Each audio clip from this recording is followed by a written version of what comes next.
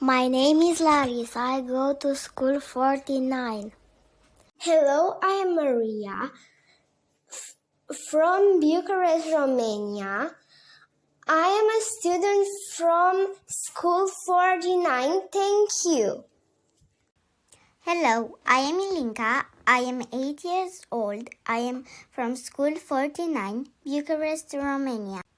Hello, my name is Marius Joancea, primary student at school 49, Bucharest, Romania. Hello, my name is Mara and I'm a student from school 49. Bună, sunt Ana, am 9 ani și sunt foarte fericită să particip în acest proiect. Salutare! Eu sunt Matei, am 9 ani și sunt elev la școala gimnazială numărul 49, București, România. Hello, my name is Emma. I am a student in the second grade at 49 school in Irina Aldea's class. Hello, my name is Anastasia Tănase. I am in second grade at school 49.